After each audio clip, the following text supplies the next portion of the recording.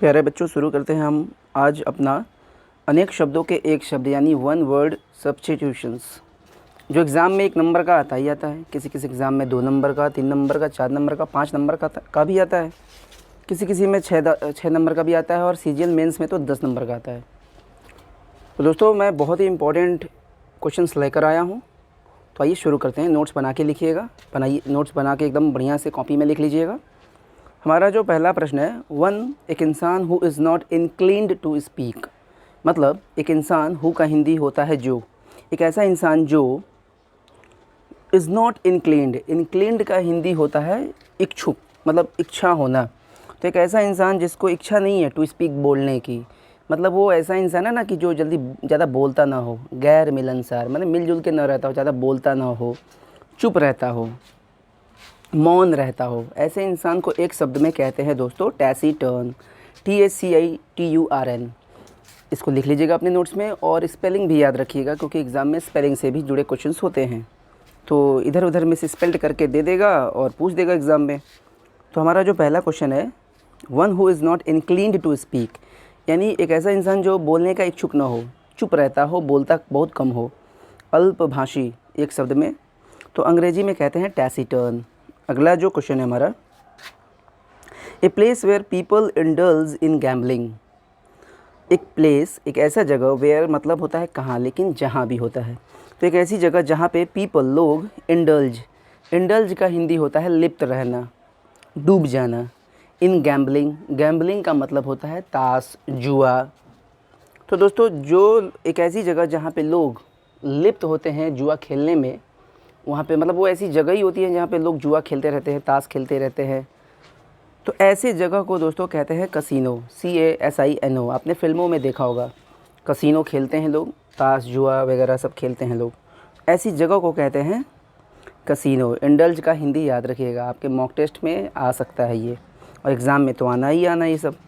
Indulge का हिंदी होता है लिप्त हो जाना, लिप्त होकर किसी चीज़ में खूब मौज मस्ती करना, इसका हिंदी होता है। अगला है हमारा question, gift left by will. Hindi समझा रहा हूँ एकदम आराम से। गिफ्ट यानी एक ऐसा उपहार, कोई ऐसी वस्तु, लेफ्ट जो छोड़ा गया हो, लीव का सेकंड फॉर्म है, थर्ड फॉर्म है लेफ्ट। तो ऐसा गिफ्ट, ऐसा उपहार जो छोड़ा गया हो बाय विल, वसीयत के द्वारा। अब विल का हिंदी होता है वसीयत, वैसे तो विल की एक और हिंदी होती है इच्छा, विल का हिंदी वसीयत भी होता है। वसीयत क्या होता है? वसीयत वह होता है जो इंसान एक कागज़ पे डॉक्यूमेंट बनाता है, लिखता है और ये कहता है कि उसके मर जाने के बाद उसके पास जितनी भी संपत्ति है वो इस आदमी को दिया जाए, उसी को विल कहते हैं। तो वही कह रहा है कि वसीयत के द्वारा छोड़ा गया उपहार, जैसे अगर किसी इंसान ने अपने बच्चे के लिए वसीयत लिख दिया, तो हम उसे एक शब्द में क्या कहेंगे? Legacy, LEGACY। दोस्तों एग्ज़ाम में आएगा, 4 ऑप्शंस होंगे, आपको एक बताना होगा। तो लीगेसी इसका आंसर है। एक ऐसा गिफ्ट, एक ऐसा उपहार जो वसीयत में लिखा गया हो कि उसके मरने के बाद ये वस्तु इस इंसान को मिल जाएगी, तो उस उपहार को, उस वस्तु को कहेंगे हम लीगेसी, बोले तो पैतृक संपत्ति। अगला हमारा है, to cause troops etcetera to spread out in readiness for battle. समझाता हूँ हिंदी।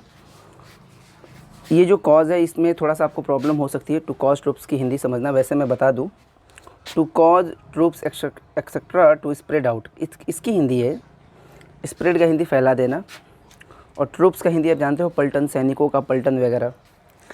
तो किसी भी सैनिकों के पलटन को स्प्रेड आउट, फैला देना है। इन रेडीनेस की मतलब होती है तैयारी में, रेडी मतलब तैयार, तो रेडीनेस मैंने तैयारी, तो तैयारी में फैला देना फॉर बैटल, युद्ध के लिए, मतलब किसी युद्ध के लिए सैनिकों को पूरा एकदम फैला देना कि भाई तैयार हो जाओ, तैनात हो जाओ। तो एक शब्द में तैनात करना, यानी सिपाहियों को, ट्रूप्स को, पलटन को एकदम फैला देना, तैनात कर देना कि तुम यहाँ खड़े हो जाओ, तुम वहाँ खड़े हो जाओ, को एक शब्द में कहते हैं दोस्तों डिप्लॉय, DEPLOY। स्पेशल वर्ड है, याद रखिएगा। अगला प्रश्न है, नर्सिंग इंचार्ज। नर्सिंग इंचार्ज का मतलब है, इंचार्ज का हिंदी समझ लो अध्यक्ष। कहते ना कि भाई ये यहाँ का इंचार्ज है, यानी अध्यक्ष है। इन अ हॉस्पिटल, तो अस्पताल में बहुत सारे नर्स होते हैं, तो उन नर्सों में कोई एक ऐसा भी होगा जो उनका अध्यक्ष होगा, लीडर होगा उन सारे नर्सेज़ का। तो वही कह रहा है nursing incharge in a hospital, यानी किसी भी अस्पताल में नर्सिंग इंचार्ज यानी नर्स जितने भी हैं उनका अध्यक्ष, उसको एक शब्द में क्या कहते हैं, तो मैट्रॉन, MATRON। अगला प्रश्न है अ न्यूली इनलिस्टेड सोल्जर, यानी एक नया नया इनलिस्टेड का मतलब भर्ती हुआ सोल्जर, सैनिक।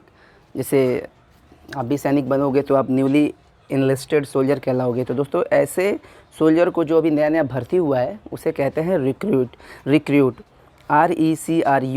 रिक्रूट, स्पेलिंग याद रखिएगा। इसी से बना रिक्रूटमेंट यानी भर्ती, और रिक्रूट का मतलब स्पेशली होता है किसी सैनिक के लिए जिसकी नई नई अभी भर्ती हुई हो। कोई भी डाउट हो पूछिएगा।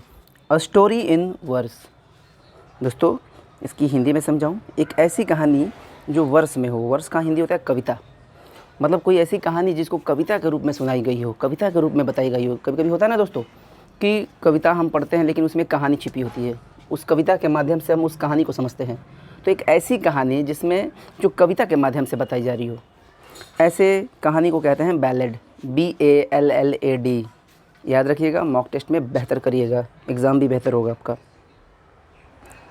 One who deserts his religion, Hindi समझाता हूँ।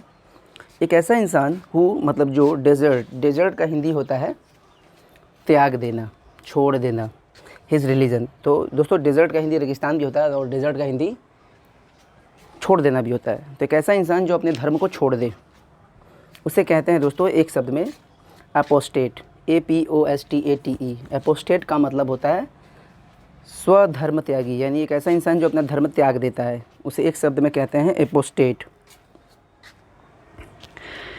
अगला है हमारा कि a man who dances to the tune of his wife, मतलब एक ऐसा इंसान जो नाचता हो अपनी पत्नी के ट्यून पर, यानी उसके म्यूज़िक पर। बोले तो पत्नी जो कहे वही मैन करेगा, उसी के इशारों पर नाचेगा, उसी के ट्यून पर नाचेगा।